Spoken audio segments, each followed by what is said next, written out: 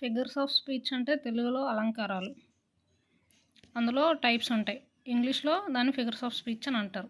ఫస్ట్ది సిమిలే. సిమిలే అంటే two different థింగ్స్ని like, as అనే ఈ రెండు యూజ్ చేసుకొని కంపేర్ చేయడం, ఇండైరెక్ట్గా కంపేర్ చేయడం. ఇక్కడ సిమిలే అంటే ఇప్పుడు ఎగ్జాంపుల్స్ చూస్తే life is like A journey. Life అనేది జర్నీ లాంటిది. లైఫ్ అనేది ఒక జర్నీ లాంటిది అని అన్నాం. లాంటిది అని అంటే లైక్ అని. Nature is like a mother అంటే రియల్గా అయితే కాదు కదా, కానీ ఇక్కడ లైఫ్ జర్నీ అనేది టూ డిఫరెంట్ థింగ్స్. వారెండింటిని లైక్ అన్న దాంతో కంపేర్ చేశారు. ఇది simile. Nature is like a mother అంటే నేచరు మదర్ లాంటిది అనేసి. The river was as clear as crystal. Crystal ఎంత క్లియర్గా ఉంటుందో అంత క్లియర్గా రివర్ ఉంటుంది అని కంపేర్ చేశాడు యాజ్ యూజ్ చేసి. లైక్ యాజ్ యూజ్ చేస్తే అది సిమిలే. నెక్స్ట్ది మెటాఫర్. మెటాఫర్ అంటే డైరెక్ట్ కంపారిజన్. ఇక్కడ లైక్ యాజ్ వాడము, ఇక్కడ కూడా డిఫరెంట్ థింగ్స్నే కంపేర్ చేస్తాం. ఇక్కడ డైరెక్ట్ చెప్పేస్తాం life is a journey, life ఒక జర్నీ అని. లైఫ్ ఒక జర్నీ లాంటిది అని అంటే simile. Life is a journey అన్నప్పుడు ఏం చెప్తున్నాము? లైఫ్ అనేది ఒక జర్నీ, వరల్డ్ అనేది ఒక stage. Next example, her smile was sunshine అంటే ఆమె స్మైలు సన్షైన్ లాగా ఉంది అని. అంటే ఇక్కడ లాగా అంటే లైక్ అని అంటాము. ఇక్కడ హెర్ స్మైల్ వాజ్ సన్షైన్ అంటే ఆమె నవ్వు ఒక సన్షైను అనేసి డైరెక్ట్ కంపారిజన్. ఇది సిమిలే, మెటాఫరు. రెండు ఆల్మోస్ట్ ఒకలాగే ఉంటాయి. అక్కడ లైక్ యాజ్ వాడతాము, మెటాఫర్లో యాజ్ లైక్ వాడము. ఇక్కడ డైరెక్ట్ కంపేర్ చేసేస్తాం ఇవి రెండు. Next థర్డ్ది personification. పర్సానిఫికేషన్ అంటే ఒక పర్సన్కి, ఒక మనుషులకు ఉన్న క్వాలిటీస్ అన్నీ నాన్ లివింగ్ థింగ్స్కి ఇవ్వడం. ఇప్పుడు ఎలా అంటే moon smiled through the clouds. Smiling అనేది ఎవరి నేచరు? Humans nature. కానీ అది దేనికి ఇచ్చాము? మూన్కి ఇచ్చాము. మూన్ అనేది లివింగా? కాదు, నాన్ లివింగ్ కదా. సో ఇది కూడా కంపారిజన్కే. ఎలాగా మూన్ అనేది ఎలాగ స్మైల్ చేసింది అనేది చెప్తున్నాం. స్మైల్డ్ త్రూ క్లౌడ్స్ అని. నెక్స్ట్ది the wind whispered softly in the trees. Whispering అంటే ఏంటి? చిన్న చిన్న సౌండ్స్ చేయడం, అంటే సీక్రెట్గా మాట్లాడడం. అది ఎవరు చేస్తారు? మనుషులు చేస్తారు. కానీ అది విండ్కి ఇచ్చాడు, నాన్ లివింగ్ థింగ్కి ఆ క్వాలిటీ అనేది పెట్టి చెప్పాము. అది personification. Flowers danced in the rain. Dancing అనేది మనుషులు చేసేవి కదా, అంటే హ్యూమన్లీ క్వాలిటీ అది ఫ్లవర్స్కి ఇచ్చాము. ఇది పర్సానిఫికేషన్. నెక్స్ట్ హైపర్బోలే. హైపర్బోలే అంటే హైపర్ అంటే ఏంటి? ఎగ్జాగరేషన్ అంటే ఓవర్గా చేసి చెప్పడం. దీన్ని తెలుగులో అతిశయోక్తి అలంకారం అని అంటారు. ఇక్కడ దాని అర్థం ఏంటంటే డెలిబరేట్ ఎగ్జాగరేషన్. డెలిబరేట్ అంటే ఇంటెన్షనల్గా కావాలనే ఎగ్జాగరేట్ చేసి చెప్పడం దేన్నైనా. అక్కడ I waited for you for a 1000 years.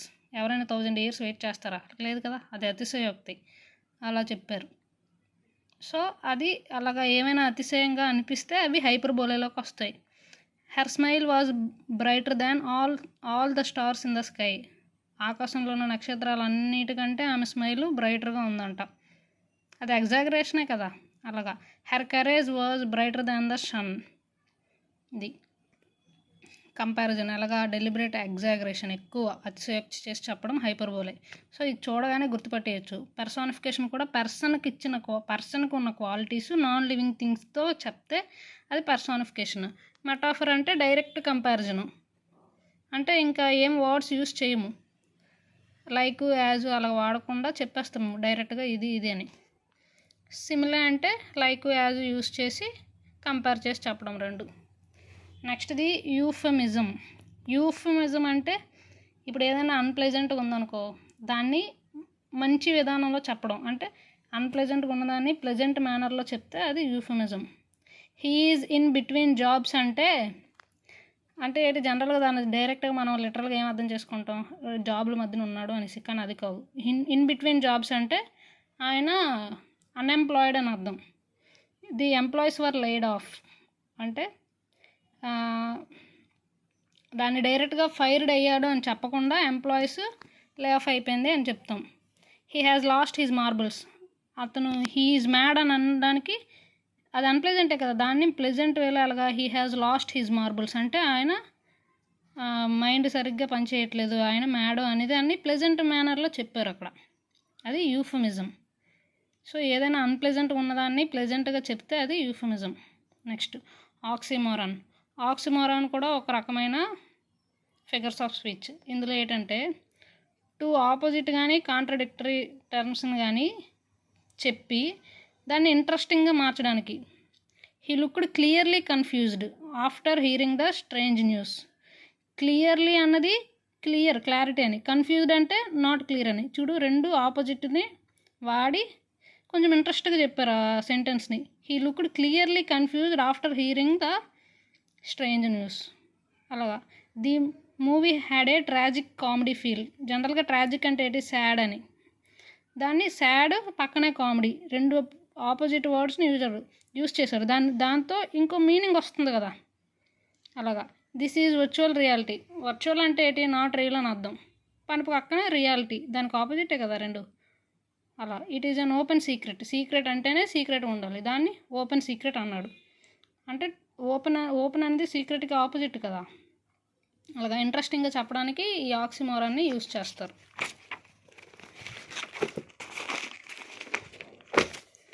నెక్స్ట్ది ఎలిట్రేషన్. ఎలిట్రేషన్ ఏంటంటే రిపిటేషన్ అనేది. ఇప్పుడు రిథమ్ ఉండడం కోసమని రిపీట్ చేస్తారు. ప్రాస తెలుగులో ఏదో అంటారు. The girl grabbed the golden goose and ran. ఇక్కడ జీని ఎక్కువసార్లు వాడారు. ఇనిషియల్ కాన్స్టెంట్ రిథమ్ కోసం ఎక్కువసార్లు రిపీట్ చేశారు. The girl grabbed the golden goose and ran అంటే జీని చాలా ఎక్కువసార్లు యూజ్ చేశారు ఇక్కడ. ఇది repetition. Next example, silver stars shined softly in the sky. ఇక్కడ ఎస్ఎల్ ఎక్కువ యూజ్ చేశారు. సో ఎప్పుడైనా ఒక లెటర్ రిపీట్ ఎక్కువ అయితే, సౌండ్ ఎక్కువ రిపీట్ అయితే అది ఎలిట్రేషన్. ఎలిట్రేషన్ అంటే రిపిటేషన్ అని అర్థం. నెక్స్ట్ పన్ను అంటే డబల్ మీనింగ్ మాట్లాడడం అంటే దాన్ని ఫిగర్స్ ఆఫ్ స్పీచ్లో పన్ను అంటారు. Fishes are smart because they live in schools. జనరల్గా ఫిషెస్ స్కూల్ అంటే ఏంటి, మనం అనుకున్న స్కూల్ అంటే స్కూల్ అనుకుంటాం, వెళ్ళే స్కూల్ అనుకుంటాం కదా. కాదు, ఫిషెస్ స్కూల్ అంటే ఏంటి, ఫిషెస్ గ్రూప్ ఆఫ్ ఫిషెస్ని ఏమంటారు, SHOAL, షాల్ అని స్కూల్ అని రెండు ఉంటాయి. అంటే ఎలాగా, ఇప్పుడు చూడండి, హెరడ్, ఫ్లాక్, బంచ్ ఎలాగో ఇది స్కూల్ కూడా అలాంటిదే. ఎక్కువ ఫిషెస్ సమూహాన్ని స్కూల్ అని అంటారు. సడక్ మనము జనరల్గా ఏంటి, స్మార్ట్ అంటే స్కూల్కి వెళ్తారు కాబట్టి స్మార్ట్ అనుకుంటాం, కానీ అది వేరే మీనింగ్లో వాడాడు. స్కూల్ అనేది వాళ్ళు గుంపుల్లో బతుకుతారు కాబట్టి స్మార్ట్ అని అర్థం. Next, the maths teacher has too many problems. జనరల్గా మ్యాథ్స్లో ఏం సాల్వ్ చేస్తాం, మ్యాథ్స్ ప్రాబ్లమ్స్, అదే క్వశ్చన్స్. అలాగే ఇక్కడ ఈ ప్రాబ్లమ్స్ అనే దాన్ని రెండు డిఫరెంట్ వేలో చెప్పాడు. ఎలాగా, మ్యాథ్స్ టీచర్కి కష్టాలు ఎక్కువ ఉన్నాయి అన్న దీంట్లో చెప్పారు ఇక్కడ. సో పన్ను అంటే డబుల్ మీనింగ్ యూజ్ చేసి చెప్పడం అని, కొంచెం హ్యూమరస్గా ఉండడం కోసం ఈ అలంకారం వాడతారు. Next paradox. దీనికి డెఫినేషన్ రాయలేదా. పారాడాక్స్ అంటే ఇందాక మనం ఆక్సిమోరాన్ చూసాం కదా, అలాగే ఉంటుంది, ఆల్మోస్ట్ అలాగే ఉంటుంది. కానీ అక్కడ రెండు వర్డ్స్తో ఆపోజిట్ వర్డ్స్తో చెప్తారు. అది ఇక్కడ ఏంటంటే, ఇక్కడ sentence, the more we learn the less we feel we know. మనం ఎంత నేర్చుకుంటే మనకి అంత తక్కువ తెలుసు అని మనం అనుకుంటాం. ఇక్కడ ఏంటంటే ఫ్రేజెస్ కంపారిజన్. ఇది ఆపోజిట్ ఫ్రేజెస్సే. పారాడాక్స్ అంటే ఆపోజిట్ పేజెస్ని వాడి చెప్పడం. ది మోర్ వీ లెర్న్, మనం ఎంత నేర్చుకుంటే అంత తక్కువ నేర్చుకున్నామని ఫీల్ అవుతామంట. ఇంకా ఎగ్జాంపుల్స్ రాయలే. ఇది పారాడాక్స్. అక్కడైతే ఏంటి, టూ ఆపోజిట్ టర్మ్స్, రెండు వర్డ్సే వాడతారు. ఇక్కడ ఫ్రేజ్ మొత్తం కలిపి ఆ రెండు ఆపోజిట్ ఫ్రేజులు చెప్తుంది, రెండు క్లాజులు. నెక్స్ట్ది ఐరనీ. ఐరనీ అంటే మాట్లాడింది ఒకటి, అర్థం చేసుకున్నది ఒకటి.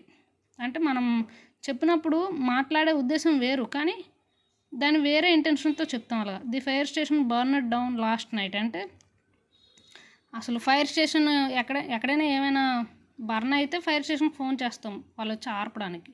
కానీ ఇక్కడేంటి, ఫైర్ స్టేషనే బర్న్ అయిపోయింది లాస్ట్ నైట్ అంటే ఐరనీ ఇది. అలా.